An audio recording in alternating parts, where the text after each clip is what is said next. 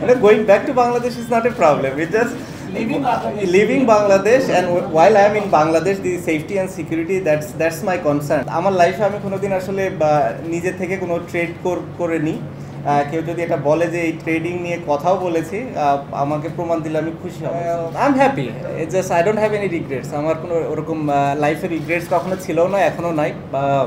আমি যতদিন এনজয় করেছি, আমি ক্রিকেট খেলেছি এবং আমার কাছে মনে হয়েছে যে এটা রাইট টাইম বাংলাদেশ ক্রিকেটের জন্য, আমার জন্য, এবং সে কারণে আসলে এই ডিসিশনগুলো নেওয়া, এবং এটা বোর্ডের সাথে, সিলেক্টরদের সাথে, কোচ, ক্যাপ্টেন সবার সাথে ডিসকাস করেই নেওয়া হয়েছে, এবং তারা সবাই বুঝতে পেরেছে আমার সিচুয়েশনটা, এবং তারাও এটা ফিল করে যে না, this is the right thing to do.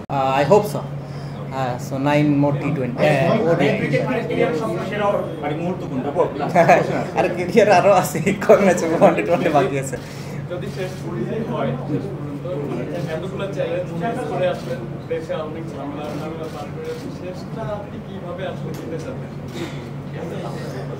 আমার প্রথম দিন থেকে আজকের দিন পর্যন্ত আসলে একই রকম সবসময় ফোকাস ছিল যে কীভাবে কন্ট্রিবিউট করতে পারি দেশের হয়ে, সেটা ব্যাটিং হোক, বোলিং হোক, ফিল্ডিং হোক, বুদ্ধি দিয়ে হোক, নিজের ব্রেন ইউজ করে হোক, এবং এই টেস্টও তার ডিফারেন্স কিছু থাকবে না।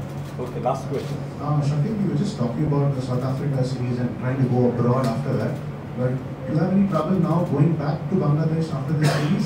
I mean, I'm a citizen of Bangladesh, so I shouldn't have any problem going back to Bangladesh. But after going back to Bangladesh, then my concern starts.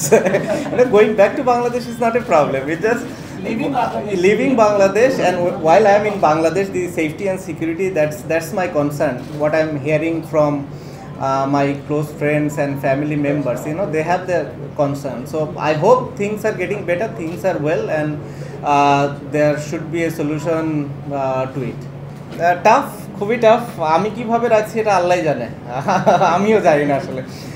যেটা বললেন যে ধরেন একটা কেস, হ্যাঁ এখন হয়েছে, সবারই রাইটস আছে, বাট আপনারা সবাই জানেন যে এটা কেমন ধরনের কেস ছিল, কিংবা আমি ওই সময় কোথায় ছিলাম, আমার কাজ কী ছিল, কিংবা আমি কী করছিলাম।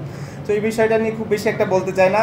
আর একটা জিনিস যেটা সদ্য হয়েছে, আমার লাইফে আমি কোনোদিন আসলে নিজে থেকে কোনো ট্রেড করিনি। কেউ যদি এটা বলে যে এই ট্রেডিং নিয়ে কথাও বলেছি, আমাকে প্রমাণ দিলে আমি খুশি হব। সো এই সবগুলো এখন আসলে যে কেউ যে যার যার মতো করতেই পারে, বাট জিনিসগুলো হচ্ছে যে আপনি যদি সুন্দর করে একটু করতো হয়তো মেবি বেটার হতো আমার জন্য হয়তো মেন্টালি একটু ভালো হতো।